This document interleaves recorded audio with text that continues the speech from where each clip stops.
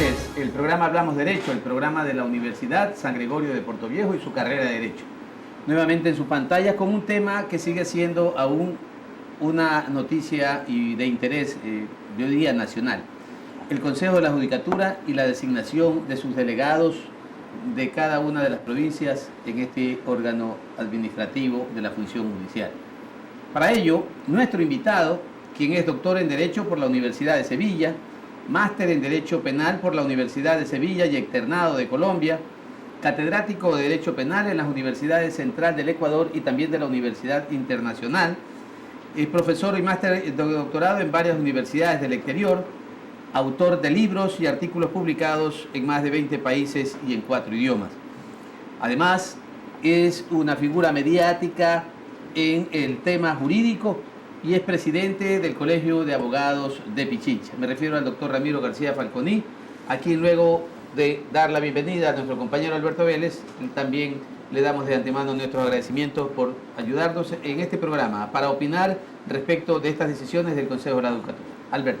Queridos amigos, qué gusto estar con ustedes desde la Universidad de su sangre, la Universidad con Corazón, la Universidad San Gregorio de Portoviejo, esta propuesta académica que siempre está tocando temas de actualidad importantes y hoy honrados de tener a un grande del derecho, el doctor Ramiro García Falconi. Muchas gracias, Alberto. Ramiro, muchísimas gracias por estar con nosotros en este programa. Muchas gracias, Marcelo. Gracias, Alberto. Un saludo para todos los televidentes. Para mí, el honor es mío, la verdad. Además de una casa de estudios con la que tengo mucha afinidad y mucha relación. También he hecho alguna docencia por aquí, así que siempre un gusto. Sí, bienvenido y gracias por ese crédito también para nuestra universidad. Crédito también que le damos a este programa que es transmitido por Hipi TV y también por Jama TV. Ramiro, y para entrar directamente en el tema, pues hoy nosotros queremos conversar respecto de las decisiones del Consejo de la Judicatura. Se cesó al Consejo de la Judicatura. Quienes han sido cesados aducen de que se han violentado sus derechos, argumentan incluso de que tratarán de llegar a instancias internacionales por la reparación de sus derechos, todo lo cual pues posiblemente genera opinión pública, voces a favor, tal vez minoritarias, voces en contra de esa postura de los cesados miembros del Consejo de la Judicatura.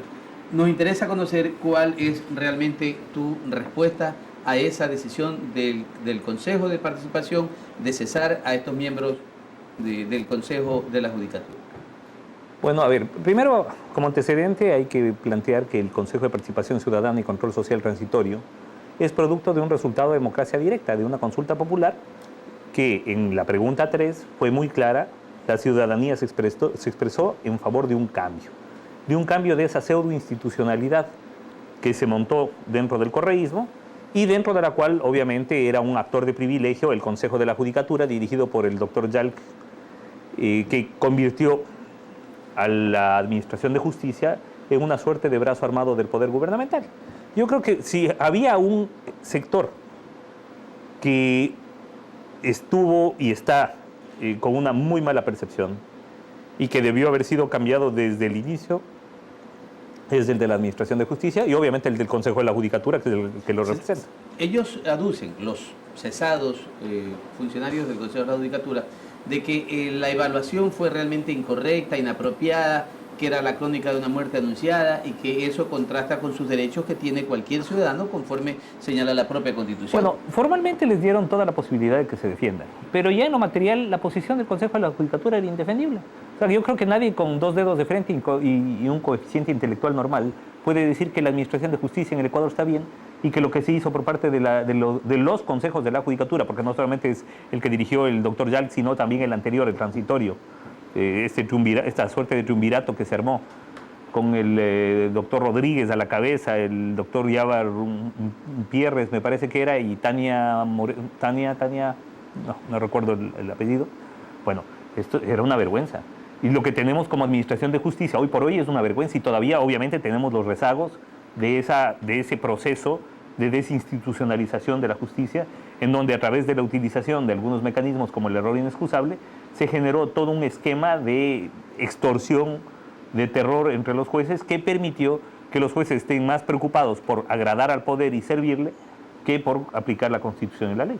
Doctor, si usted me lo permite, Usted bien lo ha señalado, quizá el miedo fue el factor determinante para que los jueces comiencen a fallar de manera obsecuente respecto a lo que pensaba el presidente, a lo que pensaba su régimen. Esa era la decisión que se tenía que implementar dentro de las sentencias, de las acciones judiciales, de aquellas decisiones del juzgador.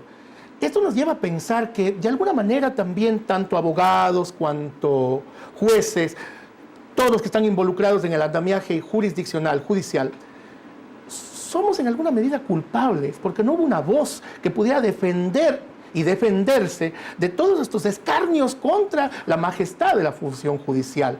Uno de los pocos colegios de abogados valientes con voz fue el suyo.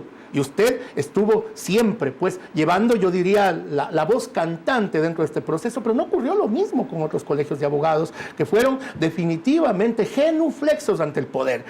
¿Qué cree usted que pasó? ¿Por qué se cayó de tal manera? Este ha sido un pueblo altivo, un pueblo soberano, un pueblo que ha tenido voz, un pueblo que ha sabido protestar, y cuando ha sido menester ha calentado las calles. ¿Qué ocurrió durante el correísmo? Y estuvimos adormecidos. ¿Qué pasó? Bueno, simplemente fue la dinámica del poder. Es decir, siempre va a ser más fácil acompañar al poder y servirle que plantarle cara y enfrentarle. Eso es lógico. Por supuesto, hubo colegios de abogados que enfrentaron el tema. El Colegio de Abogados de la SOI, por ejemplo, enfrentó el tema. El Colegio de Abogados de Cotopaxi enfrentó esto. El Colegio de Abogados de Imbabura también tuvo una voz importante. Por supuesto, el Colegio de Abogados de Pichincha, pero hubo otros colegios que se callaron y que ahora veo que se están proponiendo como delegados al Consejo de la Judicatura. Pero me parece que, oiga, hay que tener de plomo, ¿no? O sea,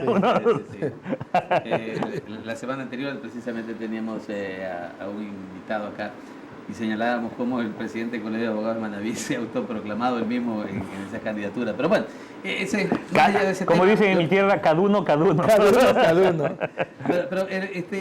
Pero las posturas del colegio, de los colegios de abogados que preguntaba nuestro compañero Alberto Vélez, tal vez es muy pequeña, muy irrita frente al tema de los jueces, que usted mencionaba que posiblemente podrían ser por temor. Pero es que no hubo ni siquiera una acción para poder realmente saber que existía el temor. Ya era como por natura que los propios jueces también caían en la misma actitud obediente del poder y... A ver, Marcelo, lo que pasa es que si no obedecían, les votaban nomás y les echaban como a perros. Es decir, sin querer justificar, ni mucho menos, la actitud de los jueces, que me pareció miserable, que fue rastrera, y eso hay que decirlo. Privilegiaron el chequecito de fin de mes por sobre la Constitución y la ley. En eso estamos claros. Correcto. Pero hubo un proceso de... Lo que pasa es que, a ver, si en algo hay que reconocerle una absoluta eficiencia al correísmo, es en la deconstrucción de todo proceso de sociedad civil. Se fueron contra los gremios, se fueron contra las organizaciones sindicales, cuando no podían destruirlas, que generaban unas paralelas, o sea, tenían una UNE paralela, una CONAIE paralela, es decir, una Confederación de Trabajadores paralela. Hubo una deconstrucción. Ese es el problema de tener una sociedad civil débil y una institucionalidad débil. Correcto, pero Ramiro... ¿Verdad? Entonces, ¿qué pasó, por ejemplo, con la Federación de Trabajadores Judiciales? Estaban aplaudiendo hasta con las orejas todo lo que hacía Yalc.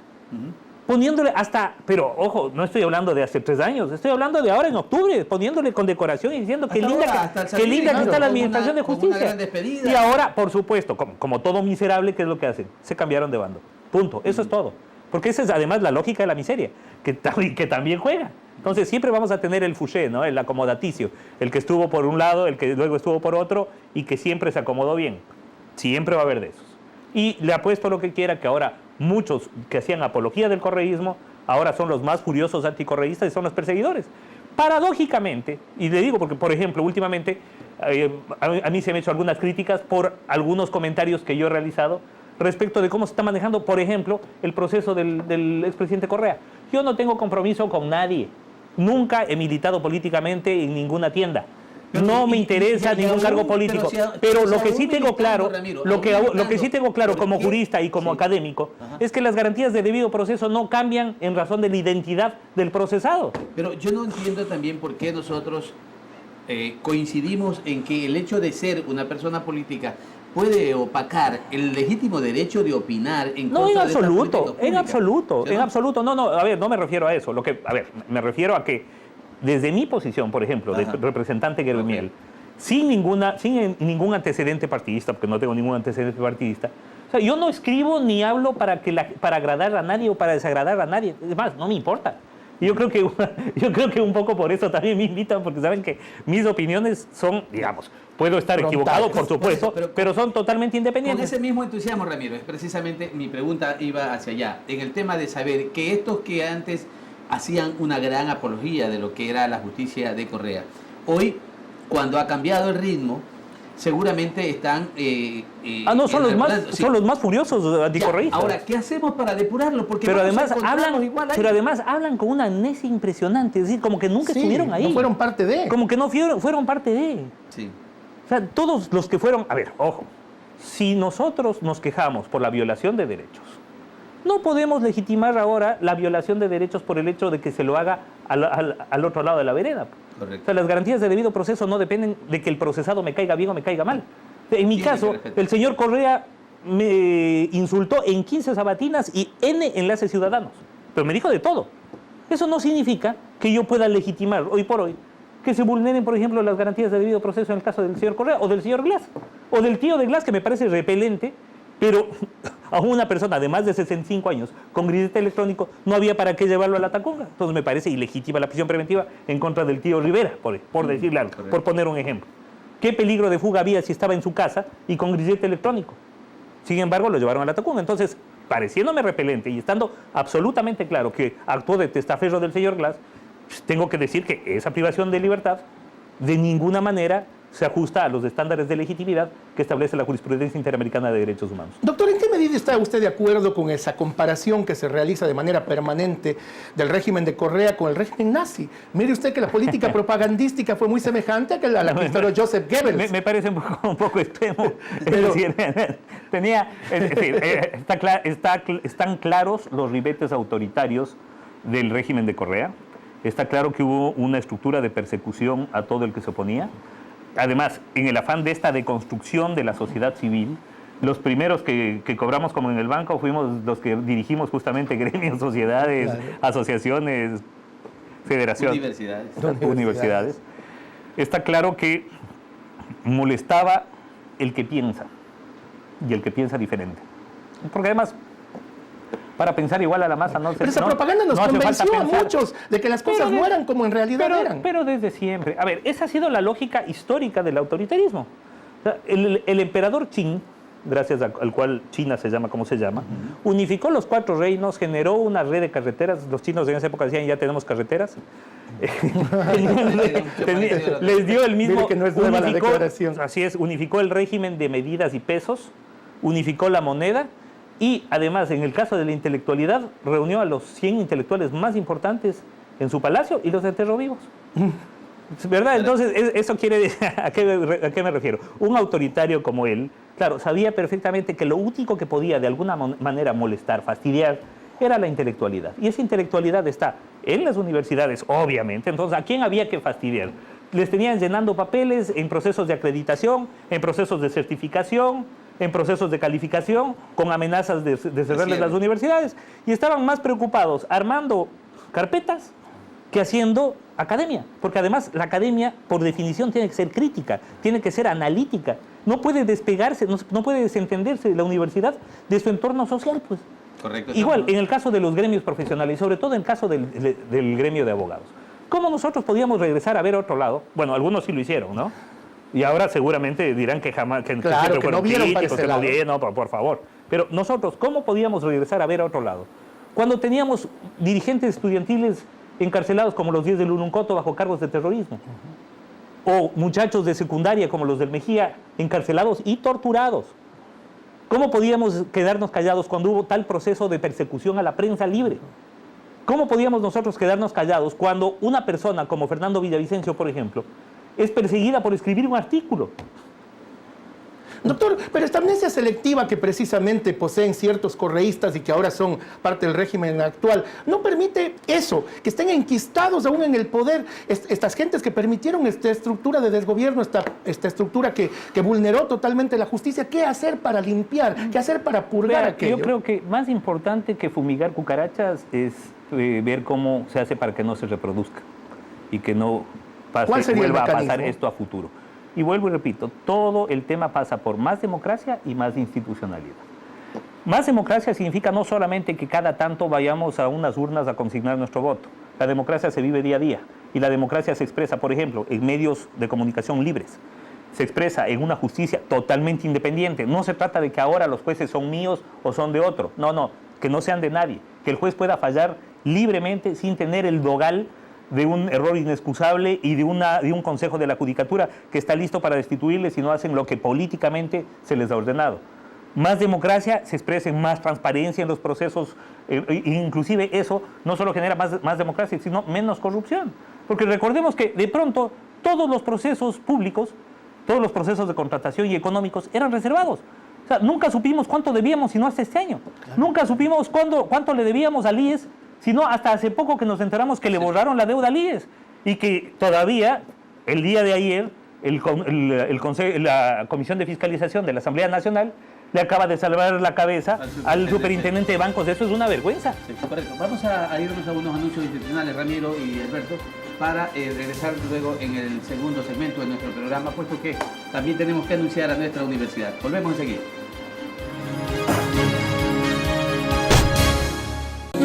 Inicio de espacio publicitario.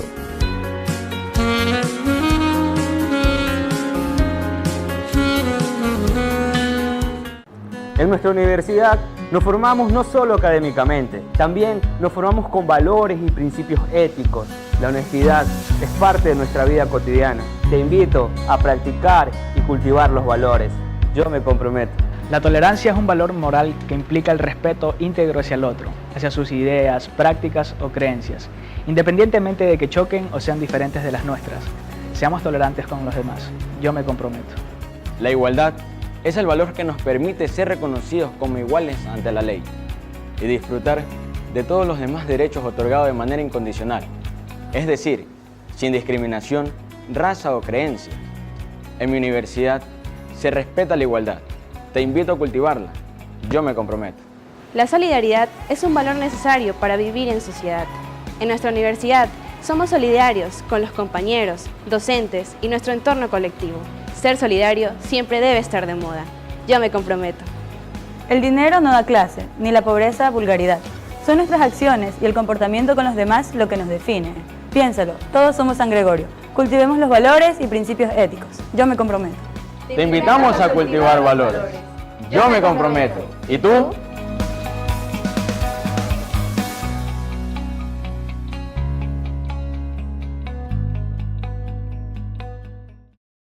¿Ya sabes lo que vas a estudiar en la universidad? No sé.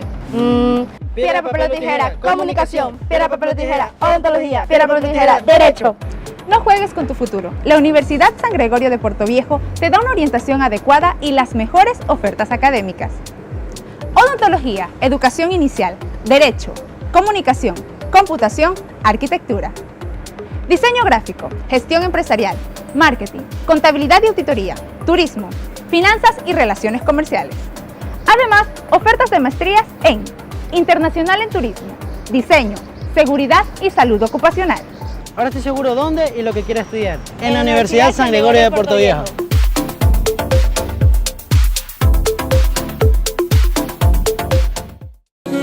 Fin de espacio publicitario.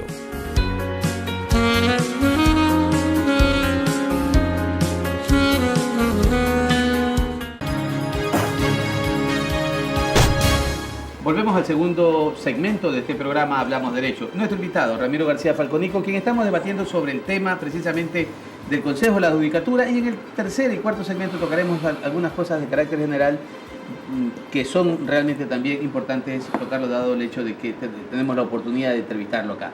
Pero sobre el mismo tema, el tema del programa, el asunto de la justicia con un nuevo Consejo de la Judicatura, órgano administrativo que en estos 7 últimos años prácticamente dominó el sistema de justicia, fue, como bien lo calificaba Ramiro, el brazo armado del correísmo. Entonces, en esas condiciones, ellos, vía consulta popular, tuvieron la oportunidad de una autorización del pueblo para reformar la ley, se creó este Código Orgánico de la Función Judicial y se ha perpetuado aparentemente en la norma legal y constitucional algunas herramientas que hoy son un obstáculo para encontrar una justicia absolutamente independiente e imparcial.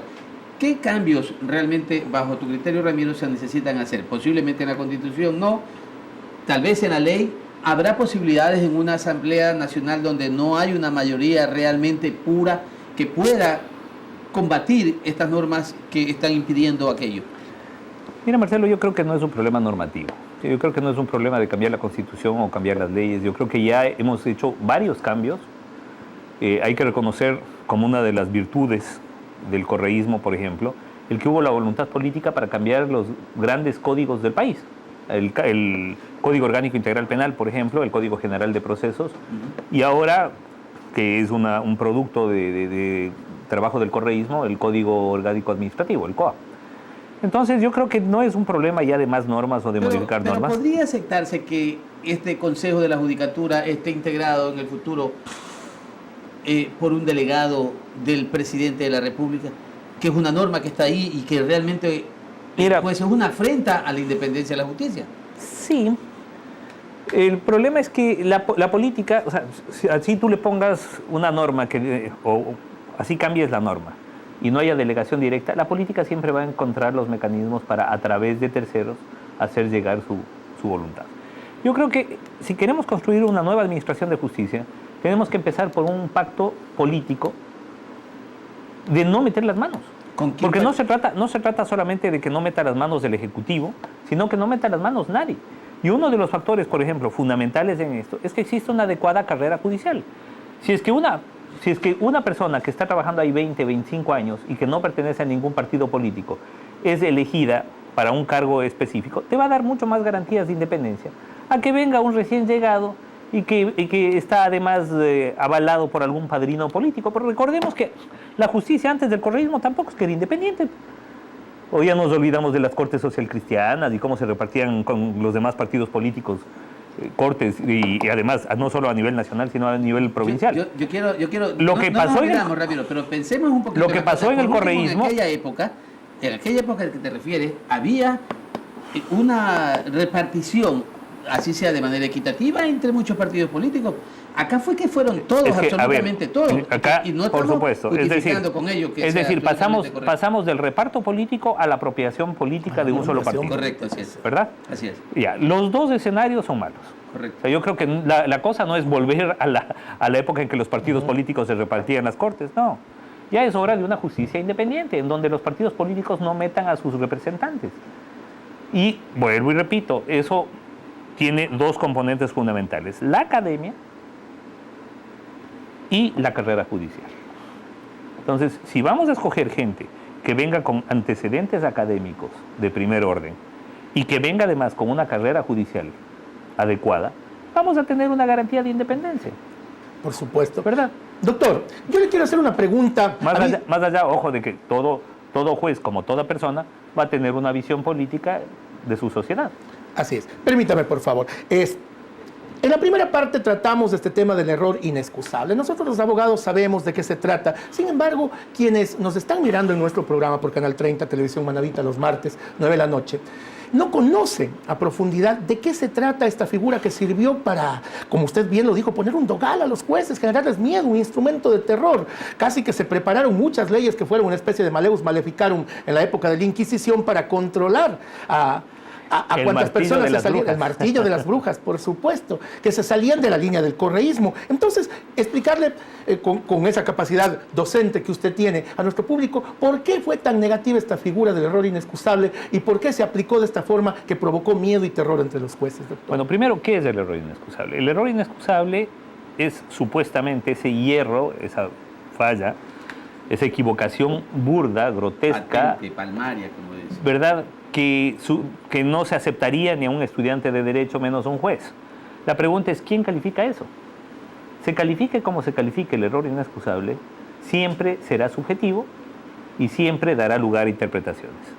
Por eso, de acuerdo a los estándares internacionales de independencia judicial, no debería estar ni siquiera contemplado el error inexcusable en la legislación. Menos todavía en la forma en que se le ha aplicado acá. Porque contraviniendo toda ley, específicamente el Código Orgánico de la Función Judicial, el Consejo de la Judicatura siendo un ente administrativo, disciplinario, se arroga la atribución de determinar la existencia del error inexcusable. ¿Qué significa eso? Que se arroga la atribución de analizar el contenido de los fallos judiciales, de las sentencias y autos, y decidir por sí y ante sí, sin ninguna intervención de órgano jurisdiccional, si una decisión o una consideración expuesta en una sentencia constituye o no error inexcusable. De acuerdo al Código Orgánico de la Función Judicial, solamente puede establecerse el error inexcusable por otro órgano jurisdiccional y además dentro del proceso, es decir, dentro del sistema de recursos. Para que la gente lo tenga un poco más claro, si el juez de primera instancia dicta una sentencia que es burda, que es totalmente equivocada, en la apelación o en la casación los jueces pueden determinar, no solamente corregir el error del juez, sino también eventualmente y excepcionalmente determinar que esa decisión ha sido completamente ¿Debería desaparecer la figura, doctor, entonces, sí, habidas otras duda. leyes que ya consideran esta posibilidad? Sin duda. Si tenemos jueces de tan ínfimo nivel que se manden errores inexcusables, el problema es de la selección de jueces y de la formación permanente de los jueces, que ese es el otro lío. Tenemos una escuela judicial de llorar. La formación que se da a los jueces, hoy por hoy, y desde hace años, por parte del Consejo de la Judicatura es totalmente deficitaria.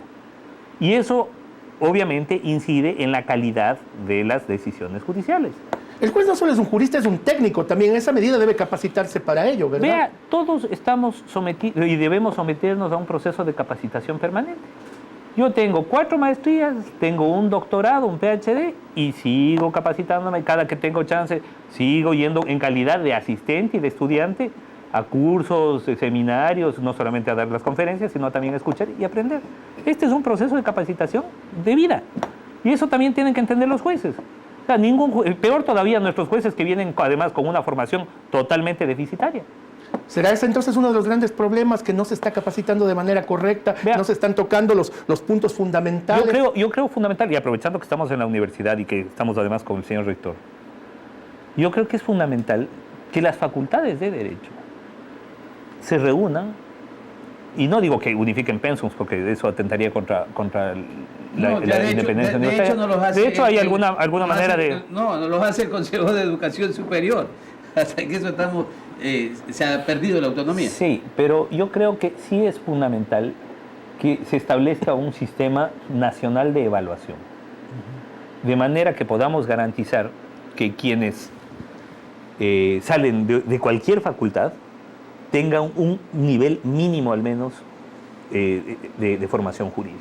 Sin buenas facultades de Derecho no podemos tener buena administración de justicia.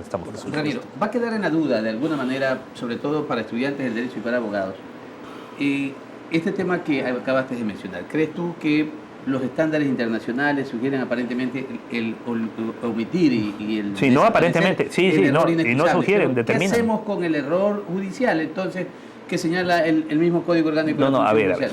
¿Para qué establecer entonces esa diferencia importante entre el uno y la otra figura jurídica? Lo que pasa es que tanto el error judicial como el error inexcusable terminan siendo subjetivamente determinados. Además, ¿quién determina la existencia de ese error y quién dice qué error es aceptable y cuál resulta grotesco? Dígame cuál es el parámetro, cuál es el baremo. Y hay un órgano colegiado que someta estas decisiones judiciales a un análisis jurídico técnico. Lejos de evitar que se cometan estos errores, lo que hace es dar las armas, las herramientas a un poder autoritario, como el que tuvimos durante 10 años, como el que ejerció el Consejo de la Judicatura del doctor Yalc, darles las herramientas para extorsionar a los jueces.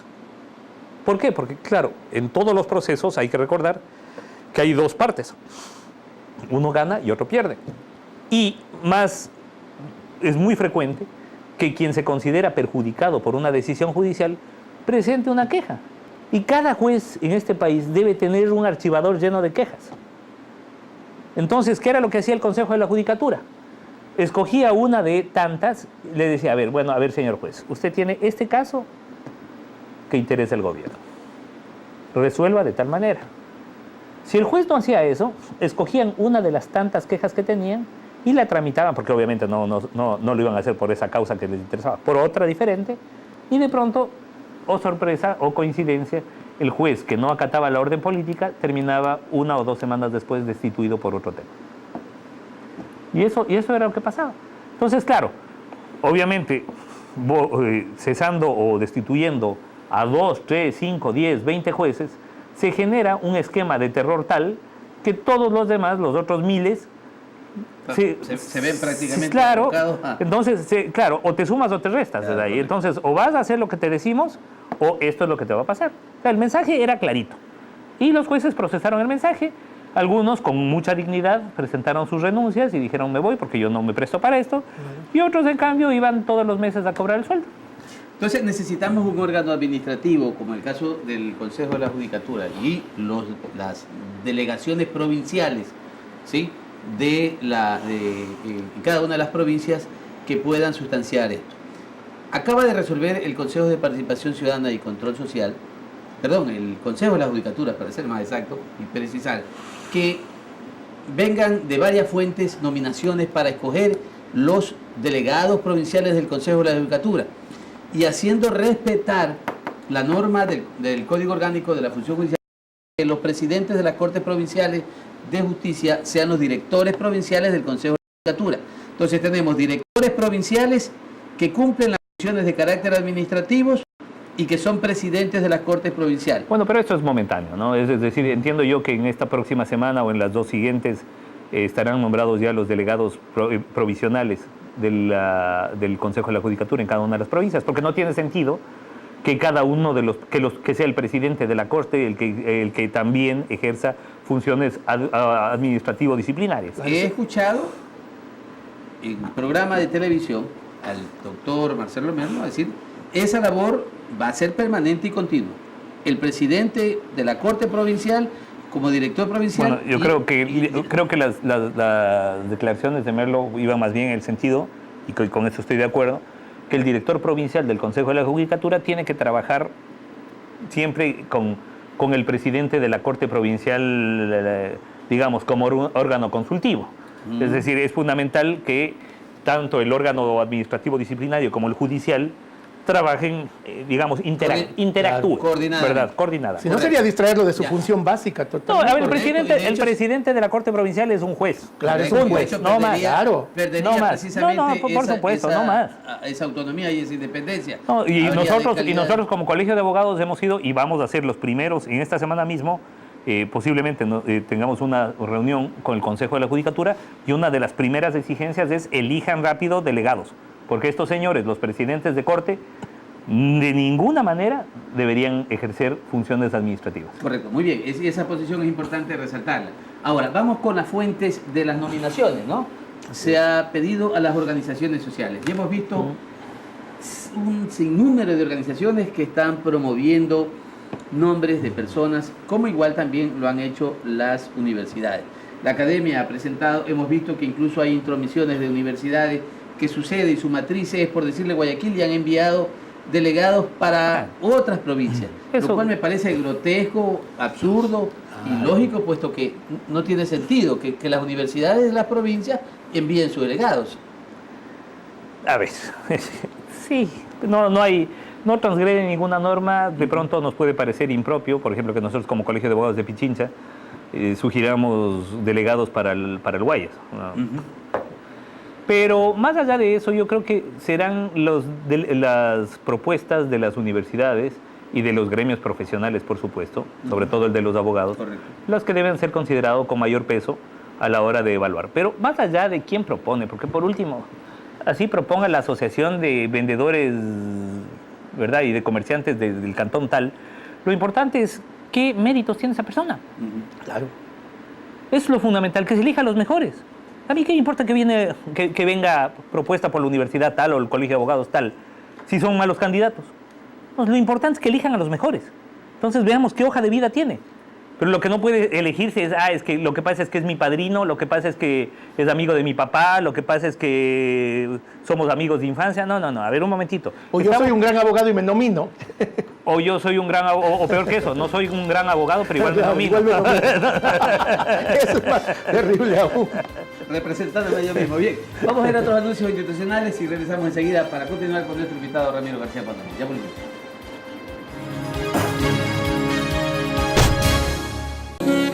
Inicio de espacio publicitario.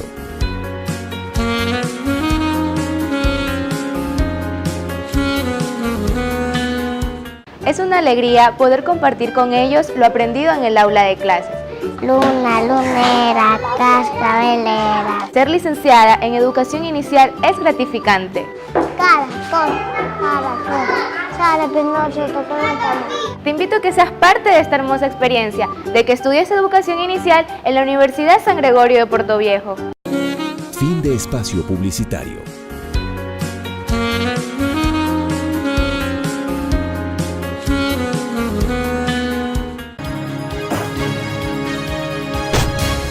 Volvemos a este tercer segmento del programa Hablamos Derecho.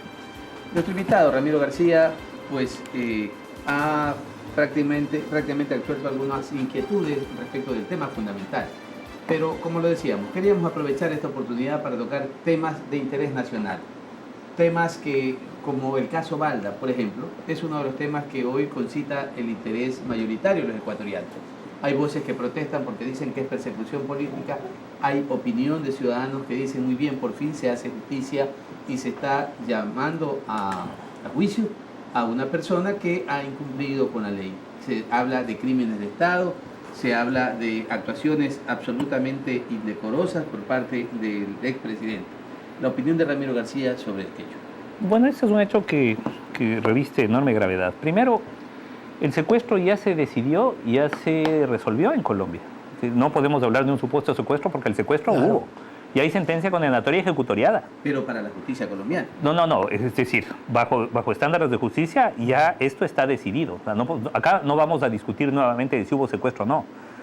La discusión esa se agotó en la justicia colombiana. Lo que se tiene que discutir en el proceso ecuatoriano es si ese secuestro fue ordenado y financiado por por órganos públicos del Ecuador. Eso es lo que se discute. Y las connotaciones jurídicas de esa justicia colombiana no implica repercusiones sobre ecuatorianos, como en el caso del propio presidente de la República. ¿En qué sentido? Es decir, que sabiendo que ese secuestro fue planificado, fue ejecutado. Es decir, tan fue ejecutado que les detienen a los secuestradores en poder del secuestrado. Correcto, pero a los autores intelectuales de ese secuestro, que en este caso nace desde el Ecuador, ¿esa justicia colombiana no alcanza hacia ciudadanos ecuatorianos? Sí, de hecho el agente Chicaiza, y me parece que el agente, no recuerdo si es Enríquez del apellido, bueno, no recuerdo el otro apellido, están procesados por eso en Colombia. Fueron condenados, sino que ellos, claro, vinieron al Ecuador y se quedaron acá y nunca fueron a Colombia. Y por eso una de las alegaciones de la gente Chicaiza es que se dirigió al presidente Correa para pedirle que le ayude a contratar abogados en Colombia que le puedan representar adecuadamente. Pero la resolución del juez colombiano no nombra a Correa. No, nombra a Chicaiza. Claro. O sea, llega hasta Chicaiza. Ya. Pero ¿qué pasa? Que luego, acá, cuando les abren el proceso, Fiscalía, a la gente Chicaiza dice que está preso, además de dos agentes más.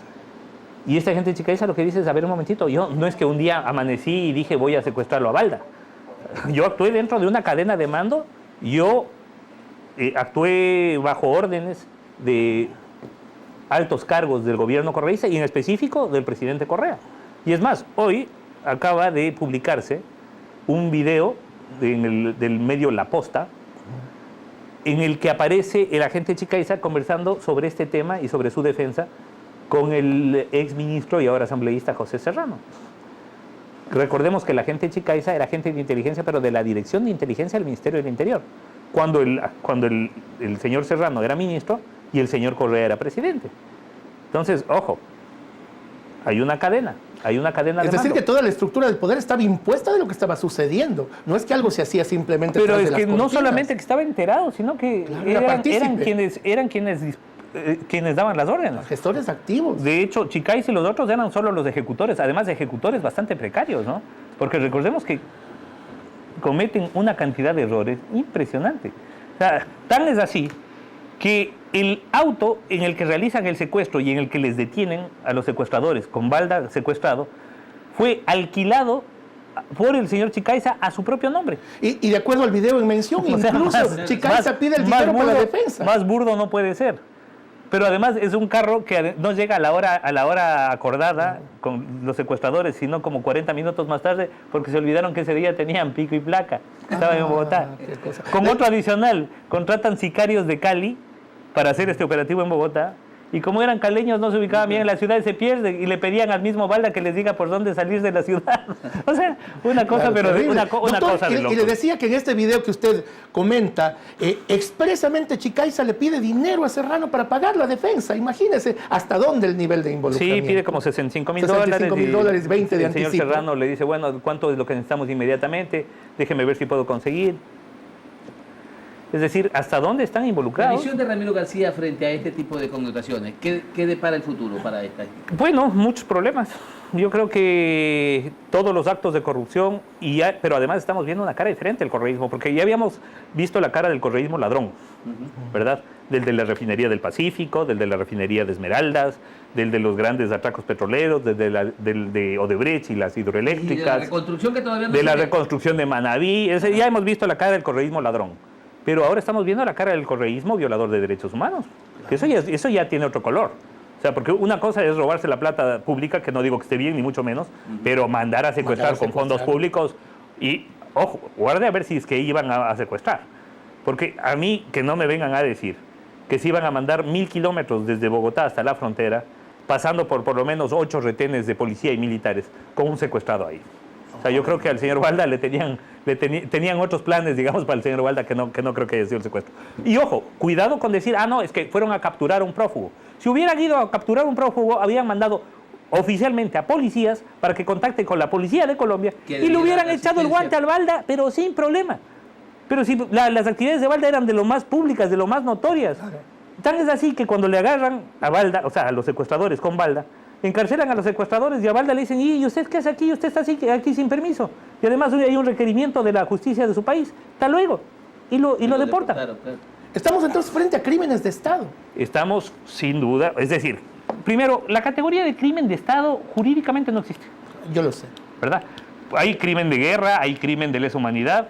Claro. La categoría de crimen de Estado no existe. Es, digamos, claro, es una calificación que se da a aquellos delitos cometidos con intervención de agentes estatales o con financiamiento estatal o realizados por orden de los altos mandos de un Estado. En este caso hubo los tres. Está claro que los agentes Chicaiza y compañía no actuaban solos, no es que un día se despertaron y dijeron, oye, ¿qué vas a hacer ahora? No tienes nada que hacer, vamos a secuestrarlo a Balda. No, así no funcionan las cosas. Hubo una cadena de mando y dentro de esa cadena de mando, Chicaiza y los demás pero además fueron pagados con fondos públicos, cobrados con cheque, en un operativo llamado secuestro. Doctor, estamos poco a poco desnudando a Correa, porque mire usted que sí, ya salió el tema de la deuda, ya salió el tema de la supuesta apelación del presidente a otro ciudadano. Yo creo que nos van a faltar unos 2 programas más.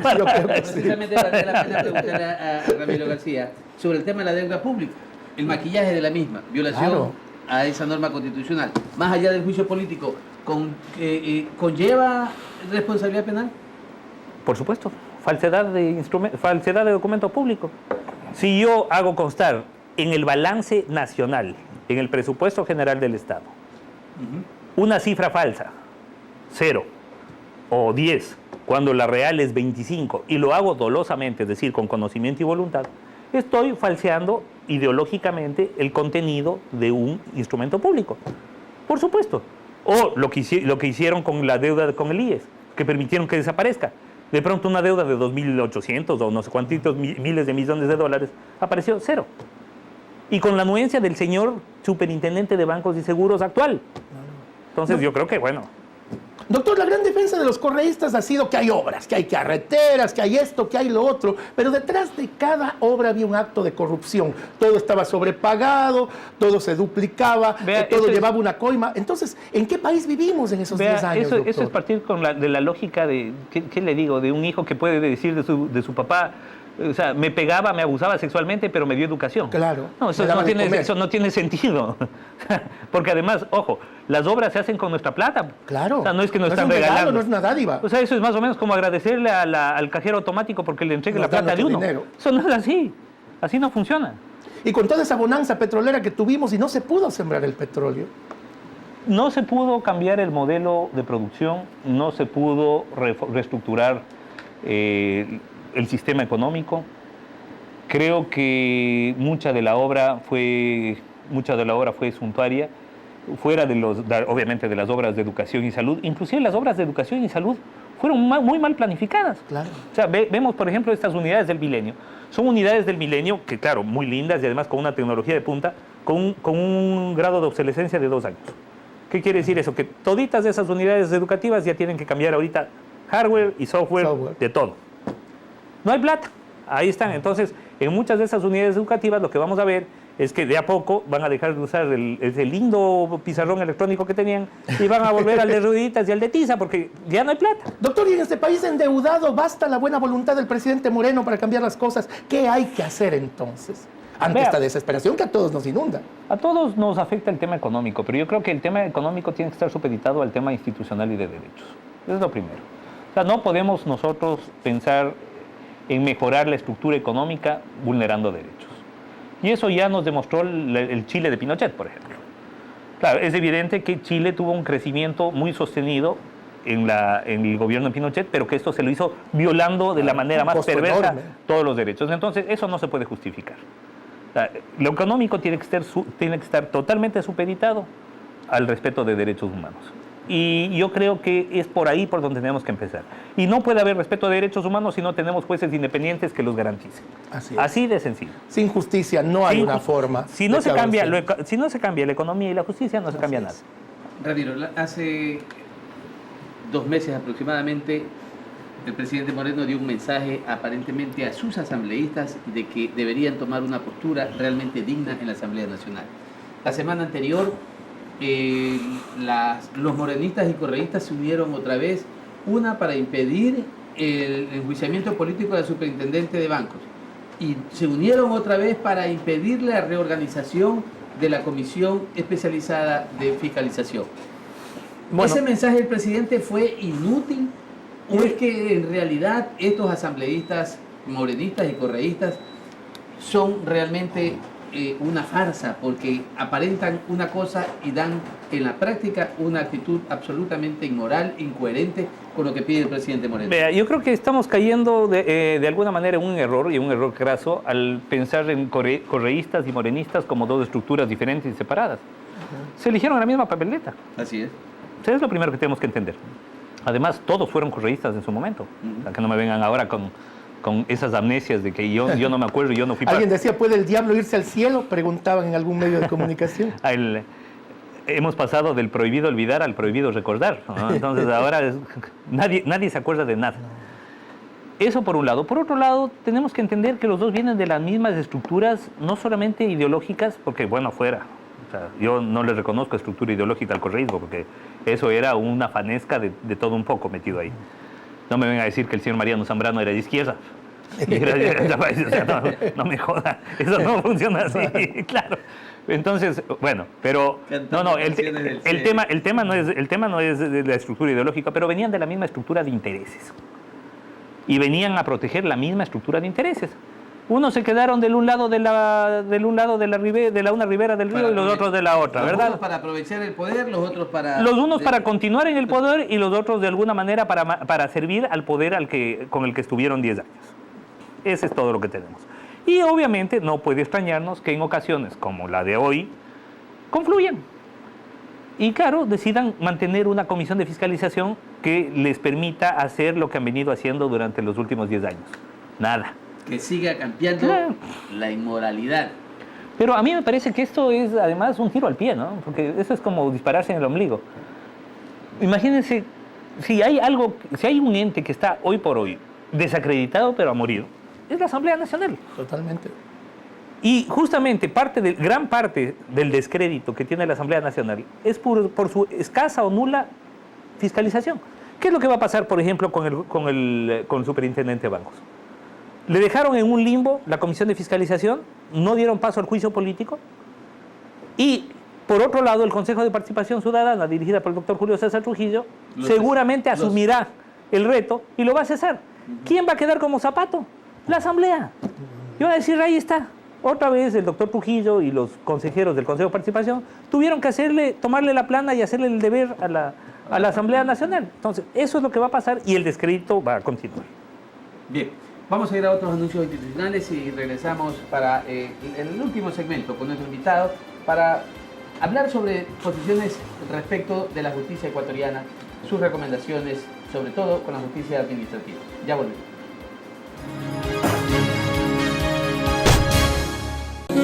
Inicio de espacio publicitario.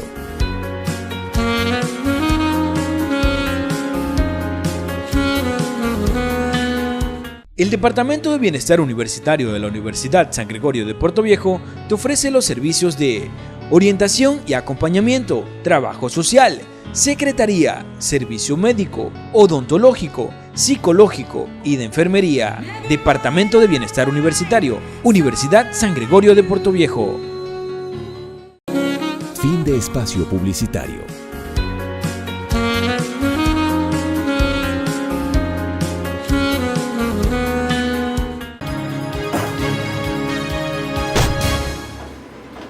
Segmento final con nuestro invitado. En este programa Hablamos Derecho, el programa de la Universidad San Gregorio, que también nos transmite Hippie TV y Jama TV.